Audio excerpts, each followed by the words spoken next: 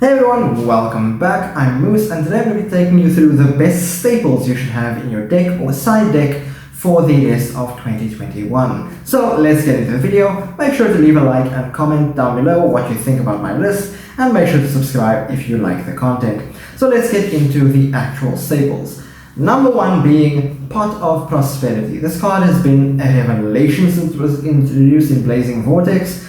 It was pretty much the only good card out of Blazing Vortex, although I suppose Tri-Brigade Kit would be beg to disagree. So, Pot of Prosperity, right? Banish 3 or 6 cards from your extra deck, not random, very important, and then excavate that many cards from your deck and add one to hand. It's a really good effect. It allows you to dig through your deck and prevents you from banishing the key extra deck monsters you might have banished of something like Pot of Extravagance, although it does mean that your opponent will only take half damage for the rest of the turn. If you're using it on turn 1, doesn't really matter, or even if you're not, if you're able to get a key combo piece or something like removal to your hand, it is worth the cost. Pot of Prosperity is just a brilliant card for almost any deck to play. However, there are some decks where the extra deck is really tight, and you honestly can't play a card like Prosperity, because if you play it at 3 and you use it once to banish 3 cards, that's all the value you're going to get off of it, right? And you don't really want to do that. In that case, decks that are more extra deck reliant can play Pot of Desires. It's a much cheaper alternative to Pot of Prosperity. It does require you to banish 10 from your deck for cost, but if you're playing a deck that can, search through itself and has multiple targets, and really needs its extra deck, Desires is never a bad call, and it's very budget right now. Next we have one of the best staple spells in the game right now. Come out as a secret, come out as an ultimate, waiting for hopefully an ultra rare to come out in Brothers of Legend. Yes, it's Forbidden Droplets. Droplets is one of those amazing spell negates. It's a quick play spell, which is great. You can use cards from your hand or field as cost for Droplets, and your opponent can't respond with any of the cards you used for cost, which is great. It doesn't target, and it allows you to negate things like Dragoon or anything like that, and it also allows you to negate multiple cards at once, which is really useful. Droplets is still quite inaccessible for budget players, but hopefully the reprint in Brothers of Legend will see the price drop a little bit. The Ultimate Raid definitely didn't help with that. Next up we've got Backroad Removal or Monster Removal, aka Lightning Storm, which did get a reprint in King's Court as an Ultra, has now dropped to about $30 to $40 from about $100 secret rare.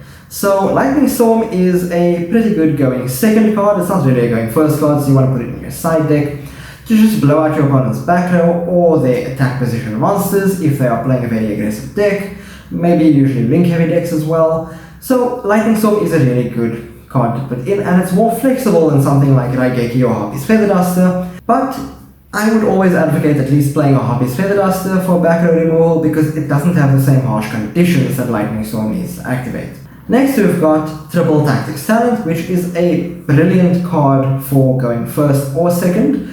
It's nice because if your opponent reacts to what you're doing with a monster effect, and most people are playing hand traps, or if you're going second, your opponent will usually use monster effects to negate your things. It is a nice card because it's also very flexible. It can allow you to draw 2 cards, it can allow you to, non-targeting, steal a monster from your opponent's field, or it can even function as the Forceful Sentry. Look at your opponent's hand, pick a card and shuffle one into the deck. Not only that about the shuffling, but you get full knowledge of your opponent's hand. Triple Tactics Talent did come out in the Megatons, so it's gone down in price to about $30 to $40 now, from again that $100 secret rare out of Rise of the Duelist.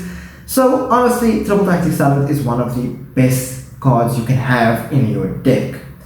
Now if you are going second, again, these last 2 cards are mainly in side decks, not really in your main deck, but Dark Rune No More is always a side deck staple.